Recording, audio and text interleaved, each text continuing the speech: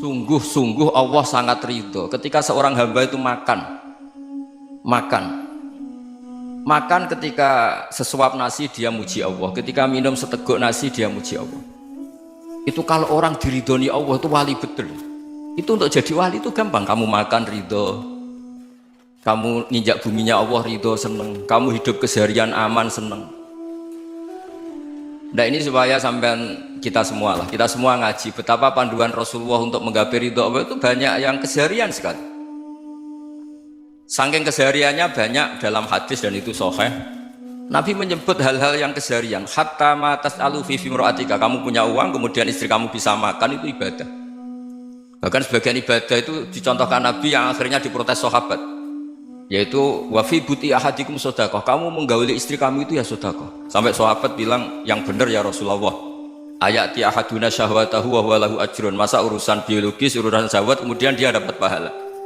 Nabi menjawab, alaysa law wada'aha fi haramin akana alaihi wisrun, bagaimana kalau dia meletakkan ke yang tidak benar, itu kan dosa. Nah, hal-hal seperti ini yang saya ingin teman-teman semua, saya juga agak ingin ngaji demi Anda, juga agak ingin. Itu dosa sekali ngaji kok pesanan kelompok tertentu itu gak boleh. Islam itu untuk semua, jadi ya cuma karena di depan saya jenengan ya seakan-akan jenengan korbannya.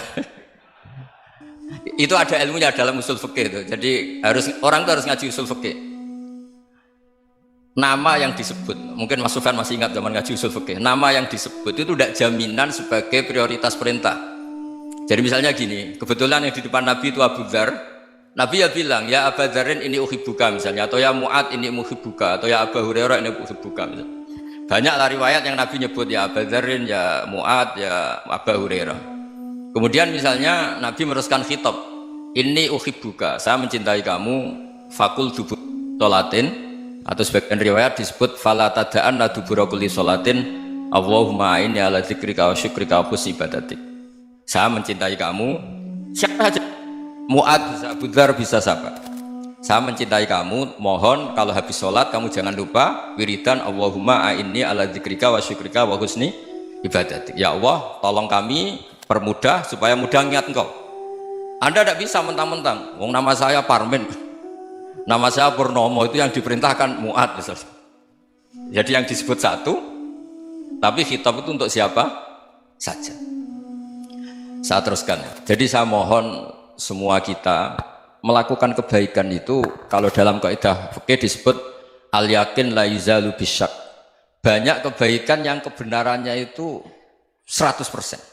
Tidak punya efek samping ke pihak lain, ke kelompok lain, ke komunitas lain.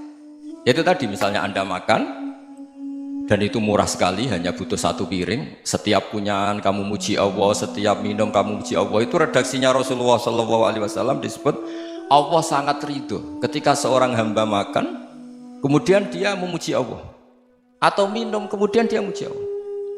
Logikanya gampang, negara seperti ini yang kamu harapkan bentuknya kayak apa, mertua, ipar, komunitas, tetangga, itu nyata terjadi itu kan belum pasti. Sementara yang mesti terjadi adalah kamu butuh makan, kalau tidak mati, butuh minum, kalau tidak mati, butuh bumi yang nyaman ditempati, kalau tidak kita juga mati. Sebab itu Allah kalau menyebut nikmatnya itu hal-hal yang keseharian. Alladzi at'amahum min ju'. Allah itu siapa? Allah itu yang menciptakan kamu bisa makan. Tidak berlebihan, Allah itu yang menciptakan kondisi sosial itu ideal. Zaman Nabi itu ya ada orang munafik. Orang-orang pilihan Allah itu juga diuji orang sekelilingnya yang macam-macam. Semua diuji sesuai konteks zaman dan waktu. Nah, tapi ada ibadah-ibadah yang selalu disarankan Nabi. Sampai Nabi itu pernah ditanya, ayul Islam ya khairun ya Rasulullah, Islam terbaik itu gimana? Jawaban Nabi itu unik, it'amut to'am. Islam terbaik itu ya makan-makan, jangan santai-santai. Ketika Allah menyebut beberapa kebaikan, falak tahamal aqobah wa ma adrokan apa? Mal aqobah. Terusannya apa? Fakku rokobah. Terusannya apa? Au it'amun fi yaumin di masubaya, atau acara makan-makan itu juga Islam. Kenapa? Ya bayangkan kalau tidak ada makanan, kita mati kan? Kondisi sosial tidak ideal itu Anda masih gak apa-apa, tapi kalau Anda tidak makan, Anda tidak minum, kamu punya istri cerewet masih bisa hidup, punya mertua cerewet masih bisa hidup, tapi kalau tidak makan bisa mati. Berarti penting mana istri sama makan? Penting mana? Makan. Semoga istri Anda dengar, nanti kamu disuruh makan tapi pulang deh. Itu kalau dibahasakan makan masih memahami. Penting mana nasi satu piring dengan istri. Nggak ada nasi mati, nggak ada istri belum mati. Penting mana? Gak berani jawab kan? Nah, ternyata Anda ada garang kan di depan istri. Jadi saya mohonlah, mungkin Mas Sufyan Sauri tadi yang bisa bantulah. Teman-teman tuh ngaji yang keseharian saja. Karena kita nyari ridha Allah itu berdasar firman Allah. Dan firman Allah itu menyebut keseharian tuh riang, gampang. Yaitu tadi misalnya wa min ayatihi manamukum billaili wan nahar. Termasuk ayat-ayat Allah itu kamu tidur. Maka dulu itu ada guyonan, ada tokoh Mu'tazilah, kelompok dalam Islam yang berpikir manusia itu bisa menentukan ikhtiarnya sendiri. Karena saya bisa duduk, ingin berdiri, berdiri. Karena kelompok ini nggak terima kalau semua kehendak Allah, nanti bagaimana kalau semua kehendak Allah kok ada hisab ya, ada sanksi. Lucunya itu dia akhirnya ini cerita ya, mencintai seorang perempuan cantik sekali. Dan itu dia menjadi ahli sunnah itu oleh hal-hal yang sepele. Karena istrinya cantik, ya namanya suami istri itu hubungan intim. Terus ditanya, Mas masih ingin lagi? Masih. Silahkan diulang lagi. Wah ya tidak bisa. Katanya manusia bisa menentukan yang diinginkan. Itu tobat itu. Itu nggak bisa ditobatkan Mas Sufyan Ats-Tsauri. Orang cantik yang mudah nobatkan orang itu orang cantik. Segampang itu. Akhirnya kita tahu, makanya kalau dalam kitab Hikam itu disebut al-aqil mayyakul madza yaf'alu wa hubi wal ghafil mayyakul madza af'al. Orang yang punya akal karena sadar ini wilayah Allah, semua milik Tuhan. Itu dia tiap hari berpikir, besok Allah akan melakukan apa terhadap dunia ini. Kamu merencanakan sesuatu mau plesir, ternyata gempa. Mau wisata ke Rusia, ternyata perang. Kamu tidak pernah tahu apa yang akan terjadi besok. Wa ma tadri nafsum madza taksibu ghadan. Tapi anda semua kita ini sering punya jadwal permanen. Makanya saya kalau diundang siapa saja, sana takdir. Yang jelas Gus ini acara penting. Ya masih acara penting nak pangeran ngersakno piye? Kok ape dadi pangeran? Kamu kok mau jadi Tuhan? Itu kadang ya kiai. Penting Gus acara ini jenengan harus memastikan bisa. Loh kamu itu yang ngajarin tauhid, sesuatu itu biadillah kok bilang-bilang apa pasti. Kalau terus tak tobatkan loh kamu kata saya. Ya kalau gitu Gus bilang insya Allah. Wah itu hati saya, fisik saya, roh saya sudah bilang insya Allah. Tidak usah kamu latih kata saya. Nah hal-hal tauhid keseharian itu gampang sebetulnya. Wal ghafil yaqulu madza af'al. Tapi orang yang lupa Allah dia setiap hari bilang besok apa? Kita bisa melakukan apa? Seakan-akan dia itu aktor, dia penting, dia subjek permanen, dia. Padahal kita ini hanya objek kehendak Allah Subhanahu wa taala. Karena kita yakin sesuatu yang terjadi di alam raya ini kita tidak bisa apa-apa. Makanya saya sering ngaji, sering bilang saya, ketika Anda mensifati Allah, dia yang menghidupkan. Sudah itu tanamkan, sehingga ketika kita mati, santai saja. Kenapa santai? Allah punya cara menghidupkan kita. Zaman kita hidup juga gak tahu caranya ngelola jantung, ngelola paru-paru.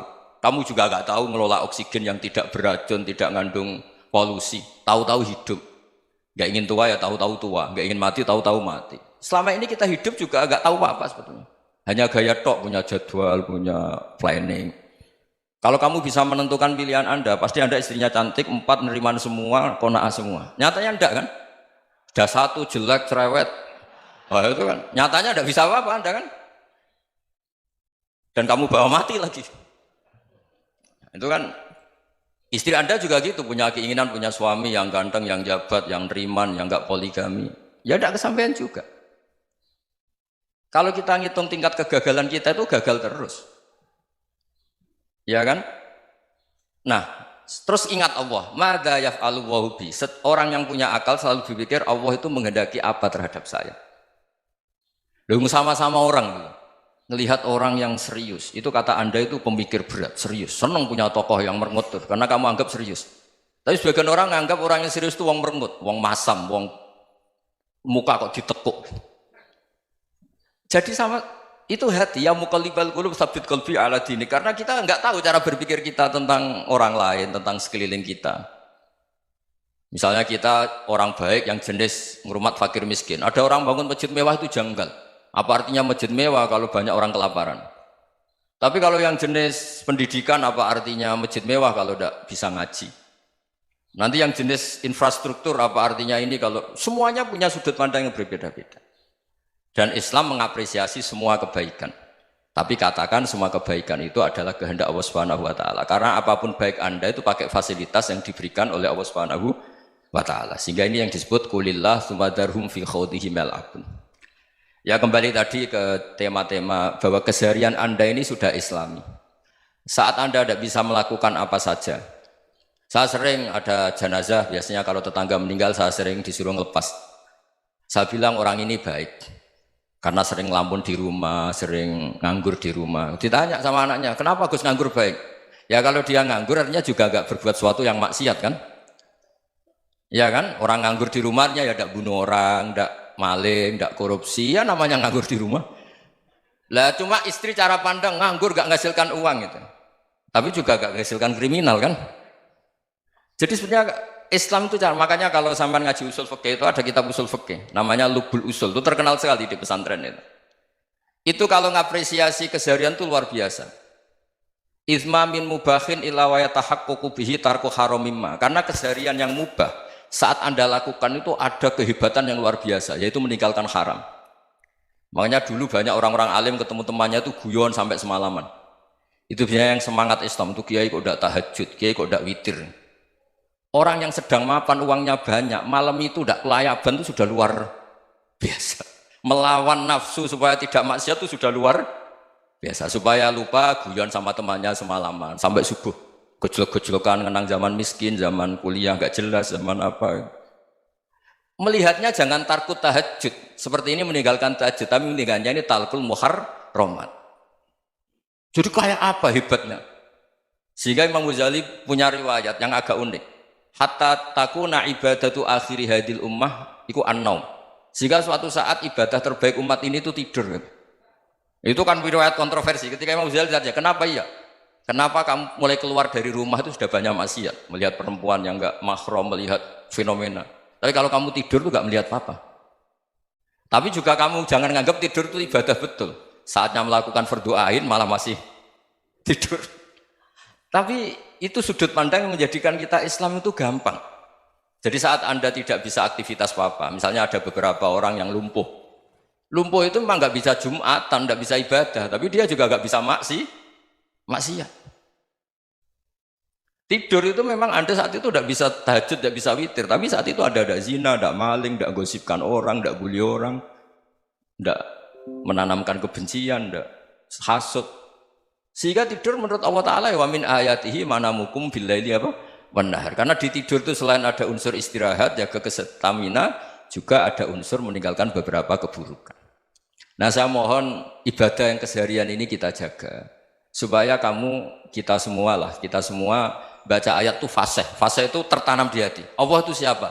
Alladzi at'amahum min ju'i wa amanahum min khauf. Dan Allah kalau cerita di Quran itu anna sababnal ma'a sabba thumma syaqaqnal ardha wa syaqqa fa ambatna fiha habba wa inaba wa qadba wa zaituna wa nakhla wa hada'iqa hulba. Kamu tahu saya ini siapa kata Allah? Saya ini adalah Tuhan yang menurunkan air, kemudian ada tanaman banyak. Habba wa inaba wa qadba, ada zaitun, ada tin, kalau orang Jawa mungkin ada tela, ada padi, ada mangga, ada pisang. Sudah. Wa inaba wa zaituna wa nakhla wa hada'iqa hulba. Ada perkebunan yang lebat. Tujuannya apa? Mata Allahkum, silakan kamu pakai, kamu nikmati. Tapi karena kadang kita ini punya ide-ide besar, tadi untuk syukur saja nunggu punya istri riman, rumah baik, tetangga baik, komunitas baik, semuanya baik baru syukur. Lama-lama nanti ada di surga, syukurnya nunggu surga paling kelas A. Itu sudah ada yang menghuni Rasulullah, kamu nggak boleh di situ. Masa untuk syukur saja? Repotnya Masya Allah. Jadi mohonlah Quran yang kalau Anda hafalkan juz sama itu kan ada ayat-ayat yang kayak tadi. Ya, fal yang dzuril insanu ila ta'ami. Coba lihat apa yang kamu makan ya, dari mana, dan untuk mempertahankan hidup kamu keseharian. Jadi jangan kira ibadah itu harus membentuk komunitas yang versi Anda, ibadah itu harus hal yang mulu-mulu. Kesehariannya Anda alami. Loh ini saya tidak bikin-bikin, saya ngaji bukan karena berdasar pesanan. Itu ayat yang saya baca kan betul ada ayatnya kan, fal yang dzuril insanu ila ta'ami anna sababnal ma'a sabba thumma syaqqaqnal arda syaqqa fa ambasna fiha habba wa inaba wa qadba wa zaituna wa nakhla wa hadaiqa ghulba. Terusannya apa? Mata'al lakum, silakan kamu nikmati. Mata itu silakan kamu nikmati. Ya kayak sampean dikasih hidangan ya makan. Ya sudah makan, habis makan ya minum, habis itu ngantuk ya tidur. Ya sudah normal-normal saja. Kayak apa indahnya Islam?